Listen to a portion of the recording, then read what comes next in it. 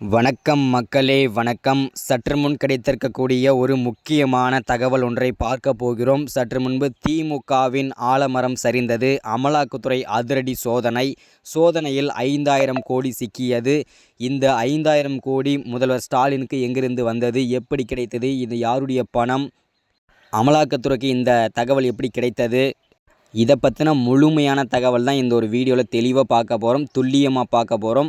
அதற்கு முன்பு நமது சேனலுக்கு நீங்கள் புதிய பார்வையாளராக இருப்பதற்கு வாய்ப்புகள் நிறையவே இருக்கிறது. ஸோ முடிஞ்ச அளவுக்கு எல்லோரும் மறக்காமல் சப்ஸ்கிரைப் பண்ணுங்கள். சப்ஸ்கிரைப் பண்ண உடனேயே பக்கத்தில் ஒரு பெல் பட்டன் வரும், அதாவது மணி பட்டன் வரும். அதை கிளிக் பண்ணி ஆல் ஆப்ஷனில் போட்டு வச்சுக்கோங்க. தொடர்ந்து நம்ம வீடியோ போட்டோம்னா உங்களுக்கு நோட்டிஃபிகேஷன் வந்துடும். அதை நீங்கள் பார்த்து தெரிஞ்சுக்கலாம். இன்றைக்கி என்ன அரசியல் நியூஸ், இன்றைக்கி என்ன அரசியல் அப்டேட்ன்றதை தெளிவாக தெரிஞ்சுக்கலாம், துல்லியமாக தெரிஞ்சுக்கலாம்.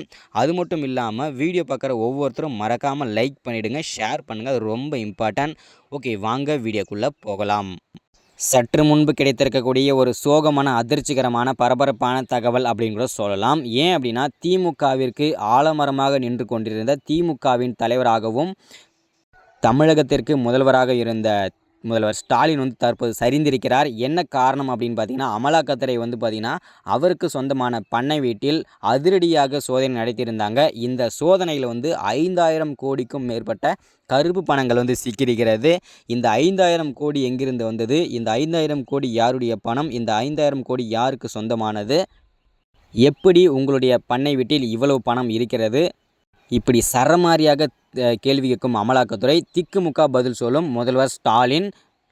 தற்போது அவரையும், அதாவது முதல்வர் ஸ்டாலினையும் அதிரடியாக வீட்டோட கைது பண்ணி அவரை விசாரணை மேற்கொண்டிருக்காங்க அமலாக்கத்துறை. இதனால் பேரதிர்ச்சியில் முதல்வர் ஸ்டாலின். அது மட்டும் இல்லாமல் இந்த தகவல் யாரா கொடுத்தது, என்னையே சரிக்க பார்க்குறாங்களே, அப்படி யாரா எதிர்ப்பு கட்சியில் இருக்கிறது அப்படின்றத யோசிச்சு பார்த்திங்கன்னா மண்டை காஞ்சி போயிருக்காரு முதல்வர் ஸ்டாலின். அது மட்டும் இல்லாமல் நீ எங்களை தான் எவ்வளோ தான் யோசிச்சாலுமே தற்போது அவர் 5000 கோடி மோசடி வழக்கில் கருப்பு பணத்தில் சிக்கியிருக்கிறார் முதல்வர் ஸ்டாலின். அது மட்டும் இல்லாமல் அவரை கைதும் செஞ்சுருக்காங்க. இது இன்னும் பரபரப்பான தகவலாக மாறிட்டுருக்கு. அது மட்டும் இல்லாமல் இவர் கைது பண்ணதுனால ஆளுநருக்கு ஒரு கால் பண்ணாங்க. இந்த மாதிரி கைது பண்ணிட்டாங்க அப்படின்னு சொல்லிட்டு.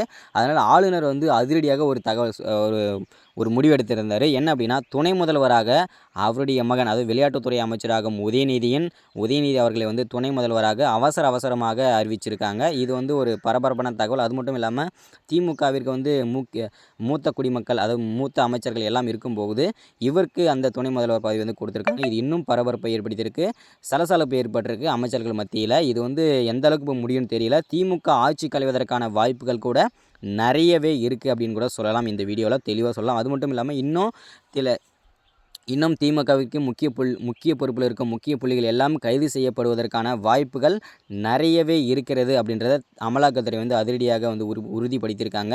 அந்த லிஸ்ட்டில் யாரெல்லாம் வருவாங்க, அதிரடியாக எந்தெந்த அமைச்சர்கள் வீட்டிலாம் சோதனை நடத்துவாங்கன்றதை அடுத்த வீடியோவில் பார்க்கலாம். மறக்காமல் சப்ஸ்கிரைப், லைக், ஷேர் பண்ணுங்கள். தேங்க்யூ.